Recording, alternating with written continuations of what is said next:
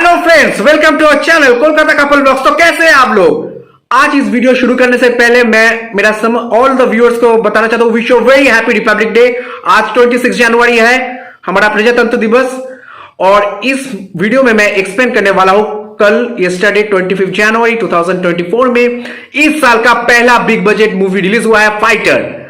जिसमें ऋतिक रोशन, दीपिका पादुकोण, अनिल कपूर, करण सिंह ग्रोवर और भी बहुत दिग्गज कलाकार इस मूवी में एक्टिंग किया है। तो इस मूवी का स्टोरी मैं इस वीडियो में एक्सप्लेन करने वाला हूं, तो ये वीडियो अंत तक देखिए। वीडियो शुरू करने से पहले मैं आपको बताना चाहता हूं कि ये मूवी 2019 14 फरवरी पुलवामा अटैक हुआ है, उसके ऊपर आधारित हुआ है, जिसके बाद हमारा इंडियन एयरफोर्स का काबिलियत दिखाया और उस हमलाकारियों को मुंह तोड़ जवाब दिया। तो ये मूवी उसके ऊपर आधारित है। तो without wasting the time, let's start the movie fighter. Fighter movie की स्टार्टिंग में हम लोग देखते हैं हमारा पड़ोसी देश पाकिस्तान का एक बहुत ही बड़ा टेररिस्ट ग्रुप जैश ई मोहम्मद प्लान कर रहे हैं इंडिया में एक बहुत बड़ा टेररिस्ट अटैक का, जिस टेररिस्ट अटैक के दौरान इंडिया का बहुत सारा नुकसान होगा और बहुत सारे इंडियन सोल्जर मारे जाएंगे। और इस प्लान का मास्टरमाइंड है जैश ई मोहम्मद का लीडर अजहर अख्तर, जो एक बहुत ही खतरनाक टेररिस्ट है। उसको दिखाने के बाद हम लोग आ जाते हैं हमारा देश इंडिया में, जहां पर एक्सरसाइज हो रहा था इंडियन एयरफोर्स का। और यहां पर हम लोग फर्स्ट इंट्रोड्यूस होता है इस फिल्म का hero the dashing Hrithik Roshan, जिसका यहाँ पर निकनेम है पैटी, और ये जम्मू के रहने वाले हैं और ये इंडियन एयरफोर्स का सबसे बेस्ट पायलट है। इसके साथ दीपिका पादुकोण जो मीना, निकनेम मिनी, और अनिल कपूर का निकनेम है रॉकी, और सरताज गिल जो करण सिंह ग्रोवर ने इस किरदार निभाया, इसका निकनेम है ताज। और यहां पर हम लोग देख रहे हैं इंडियन एयरफोर्स का बेस्ट पायलट मिनी, पैटी, ताज सब एक साथ एक दूसरे को अच्छे से जान रहे हैं, सो दैट इसके सबके अंदर एक अच्छा बॉन्डिंग हो सके और एक साथ एक टीम बनकर काम करे। अभी देखते हैं कि रॉकी जो इस इंडियन एयरफोर्स का स्क्वाड्रन लीडर है, वो बताता है कि ये इंडिया का सबसे बेस्ट इंडियन एयरफोर्स का बेस्ट पायलट है। और इसके साथ गया है क्योंकि इंडियन इंटेलिजेंस को एक खबर मिली है कि पाकिस्तान इंडिया के ऊपर एक काफी बड़ा प्लान अटैक कर रहा है, जिस टेरर अटैक के अंदर पाकिस्तानी मिलिट्री, उनकी इंटेलिजेंस आईएसआई और पाकिस्तान से ऑपरेट करने वाले टेररिस्ट भी शामिल है। एंड इसीलिए अगर कभी ऐसा हमला होता है तो हो सकता है कि आने वाले टाइम में इंडिया और पाकिस्तान में वॉर हो जाए, और अगर कभी वॉर हुई तो उसके लिए उन सबको तैयार रहना पड़ेगा। एंड फिर इसके लिए हम ये देखते हैं कि यहाँ पर ये सारे पायलट्स मिलकर वॉर के लिए एक्सरसाइज करते हैं और एयरक्राफ्ट को उड़ाने की ट्रेनिंग करते हैं, जहाँ पर ही हमें ये भी बताया जाता है कि ऋतिक रोशन यानी कि पैटी पूरे इंडिया का सबसे बेस्ट एयरफोर्स पायलट है। लेकिन सबसे बेस्ट होने के बावजूद भी अनिल कपूर जो कि इन सबका कमांडिंग ऑफिसर होता है यानी कि रॉकी, वो पैटी को पसंद नहीं करता और वो हमेशा ही पैटी को एक बड़ी जिम्मेदारी के लिए रिस्पॉन्सिबल मानता है। और वो हमेशा ही पैटी से कहता है कि वो किसी भी टीम को लीड करने के काबिल नहीं है, एंड वो उसे एक बहुत ही बड़ी गलती के लिए जिम्मेदार भी मानता है। हालांकि वो गलती क्या थी ये आप सभी को मूवी में आगे पता लगेगा। इसके अगले सीन में हम ये देखते हैं कि पाकिस्तान के आतंकवादी संगठन का चीफ, जिसका नाम मजीद खान होता है, वो 100 किलो आरडीएक्स के साथ जम्मू कश्मीर में एंटर कर जाता है। बट जैसे ही वो कश्मीर में काफी आगे आता है, वैसे ही उसे इंडियन आर्मी के सोल्जर्स पकड़ लेते हैं। एंड देन फिर हमें पता लगता है कि इंडियन आर्मी को इन्फॉर्मेशन मिली थी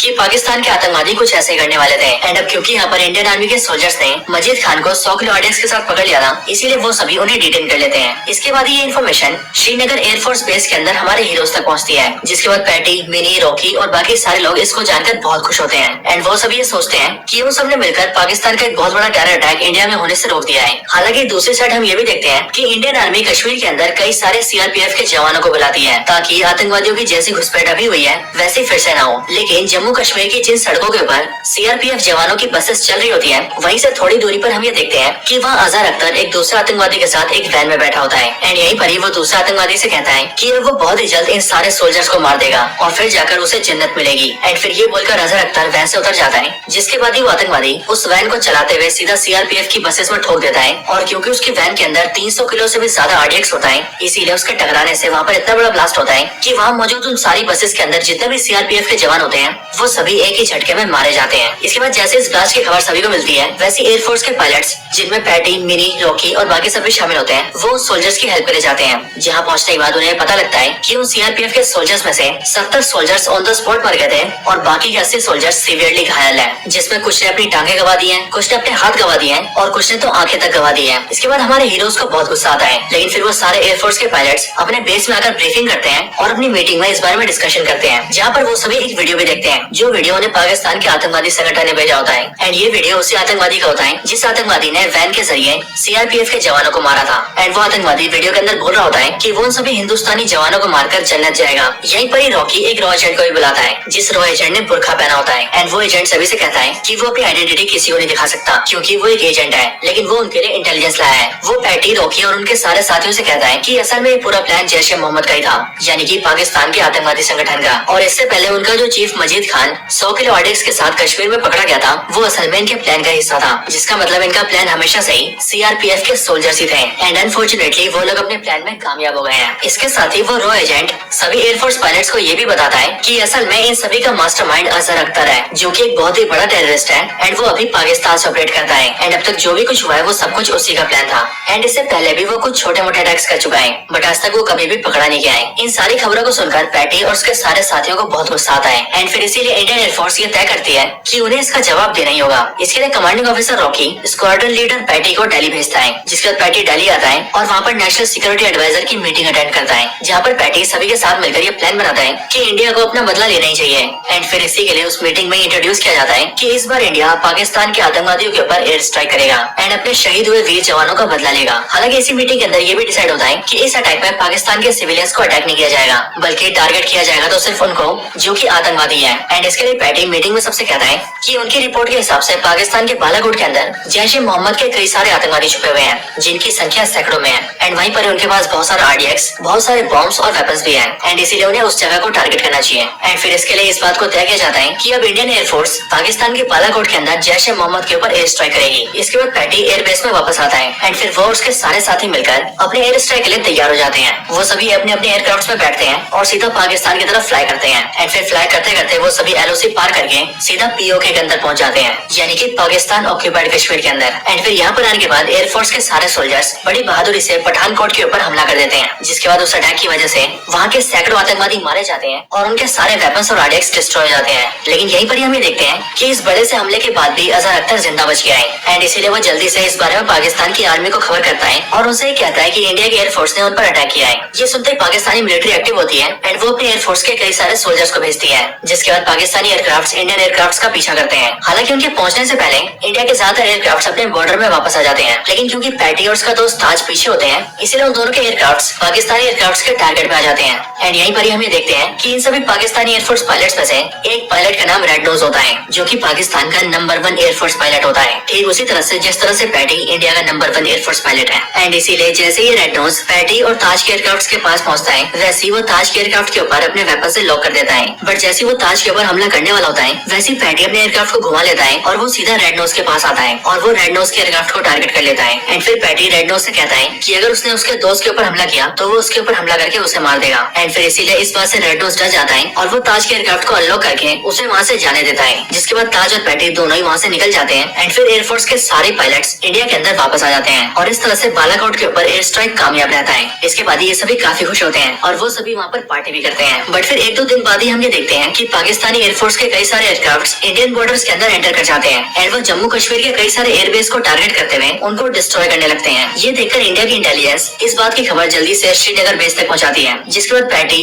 ताज, मिनी और बाकी सारे सोल्जर्स अपने अपने एयरक्राफ्ट को लेकर सीधा उन्हें टैकल करने जाते हैं। बट जैसे इंडियन एयरक्राफ्ट पाकिस्तानी एयरक्राफ्ट के पास पहुंचती है, वैसे ही पाकिस्तानी एयरक्राफ्ट वहाँ से भागने लगते हैं एंड वो वापस पाकिस्तान जाने लगते हैं। ये देखकर इंडियन पायलट्स को भी समझ नहीं आता कि आखिरकार पाकिस्तानी पायलट्स इतनी जल्दी डर के क्यों भाग रहे हैं। एंड इसीलिए वो सभी पाकिस्तानियों को पीछा करते हैं। पीछा करते करते वो सारे पाकिस्तानी सोल्जर्स अपने अपने एयरक्राफ्ट को लेकर पाकिस्तान में एंटर कर जाते हैं। एंड इसीलिए सारे इंडियन पायलट्स भी इंडियन बॉर्डर्स पर रुक जाते हैं, क्योंकि उन्हें बिना पूछे इंडियन बॉर्डर्स को पार करके पाकिस्तान में जाने की परमिशन नहीं थी। लेकिन हम ये देखते हैं कि पैटी पाकिस्तानियों के अटैक से खुश नहीं होता है एंड इसीलिए वो इंडियन बॉर्डर्स पे आकर अपने सीनियर से ऑर्डर मांगता है कि वो उसे पाकिस्तान में एंटर करने दे। बट यहीं पर हमें पता लगता है कि पाकिस्तानियों ने इंडियन बॉर्डर के पास ही रेडियो जैमर्स को फिट कर रखा है, जिस वजह से पैटी की आवाज उसके सीनियर्स तक जा नहीं पाती, क्योंकि उनका वायरलेस कनेक्शन बीच में कट ऑफ हो जाता है। ये देखकर पैटी का दोस्त ताज उसके पास आता है एंड वो उससे कहता है कि उसे वापस चलना चाहिए। बट वो ताज से कहता है कि वो उनके पीछे जाएगा, फिर चाहे उसे उसके साथ चलना हो या फिर ना चलना हो, और अगर वो चाहे तो वापस जा सकता है, बट वो तो पाकिस्तानियों को छोड़ेगा नहीं। ये सुनने के बाद ताज भी पैटी के साथ जाने का फैसला करता है। देन फिर इसीलिए ताज और पैटी दोनों अपने एयरक्राफ्ट को लेकर पाकिस्तान के अंदर एंटर कर जाते हैं। बट एंटर करने के बाद ही उन दोनों की डायरेक्शन चेंज हो जाती है और फिर हमें पता लगता है कि असल में ये पाकिस्तान के एयरफोर्स पायलट रेड नोज की चाल थी और उसने ये सब सब पैटी और ताज को फंसाने के लिए किया था,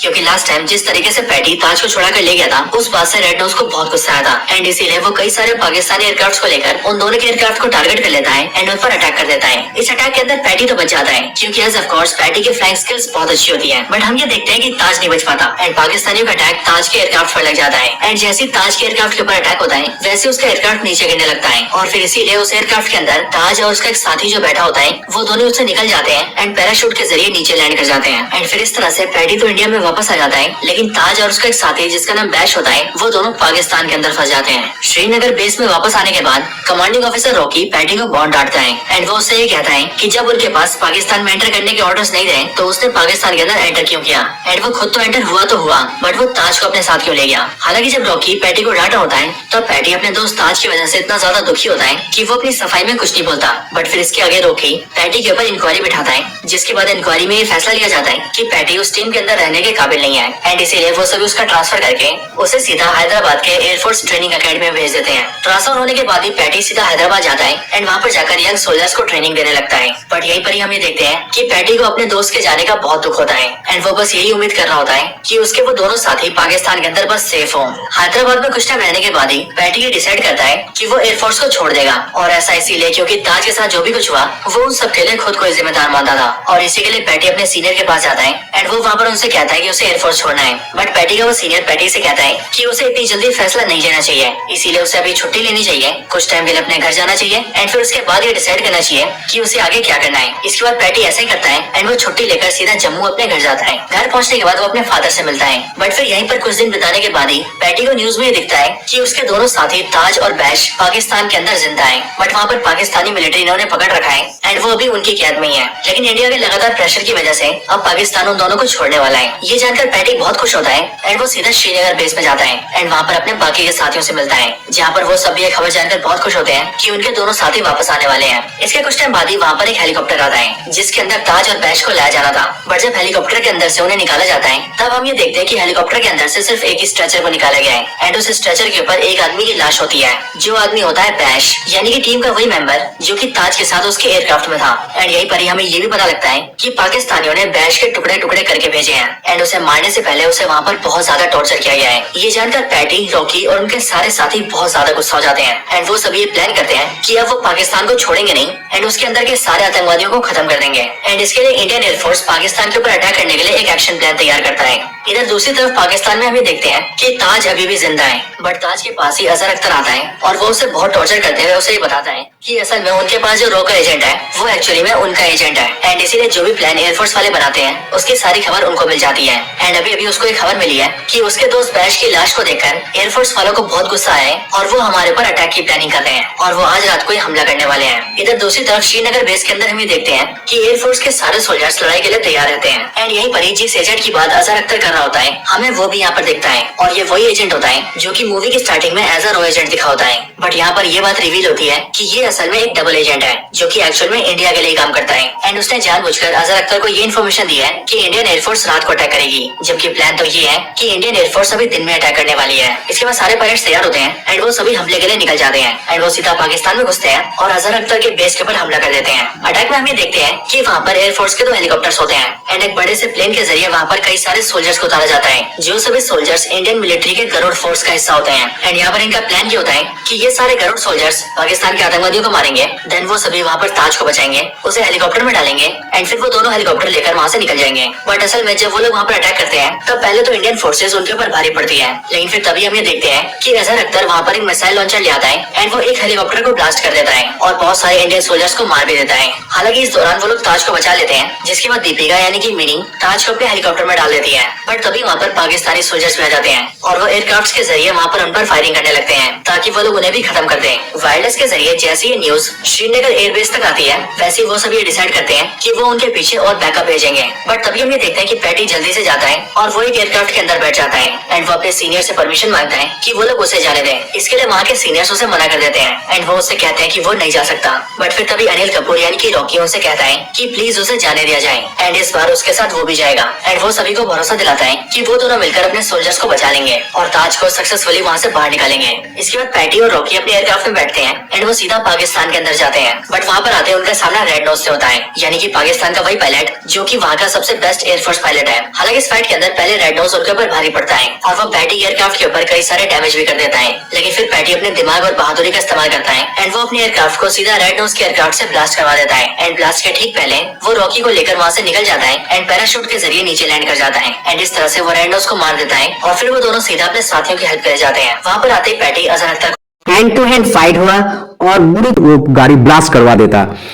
और अजहर अख्तर का मौत हो जाता। उसके बाद रॉकी और पैटी बाकी इंडियन सोल्जर को भी बचा लेते हैं और ताज को भी बचा लेते हैं और उसके बाद सब इंडिया में वापस आ जाता है। इंडिया में वापस आकर ताज को जिंदा देखकर सब बहुत खुश भी हो जाते हैं और रॉकी ने पैटी से माफी भी मांगता है। असल में यहाँ पर हमें पता लगता है कि रॉकी की एक छोटी बहन थी जिसका नाम था नैना एंड वो भी एयरफोर्स की पायलट थी और वो 3 साल पहले पैटी की टीम में थी एंड वो पैटी की फियोंसी भी थी, यानी कि पैटी और नैना दोनों शादी करने वाले थे। लेकिन 3 साल पहले उन दोनों को एक मिशन पर भेजा गया था, जिस मिशन में उन्होंने अपना मिशन तो पूरा किया लेकिन मिशन के अंदर ही नैना की मौत हो गई थी एंड अब क्योंकि उस मिशन को पैटी लीड कर रहा था इसीलिए रॉकी तब से ऐसा मानने लगा कि उसकी बहन नैना की मौत का जिम्मेदार पैटी है एंड इसीलिए वो पैटी को कभी भी टीम लीड करने के काबिल नहीं मानता था। लेकिन आज इस बार पैटी की बहादुरी को देखकर रॉकी पैटी को समझ चुका है कि वो अपनी जगह बिल्कुल ठीक था एंड उसकी बहन नैना के साथ जो भी हुआ वो एक हादसा था एंड इसी के लिए वो इन सबसे पैटी से माफी मांगता है, जिसके बाद पैटी उसे माफ कर देता है एंड वो दोनों एक दूसरे के गले मिलते हैं एंड फिर इसके बाद हैप्पी एंडिंग के साथ फाइटर मूवी खत्म हो जाता है।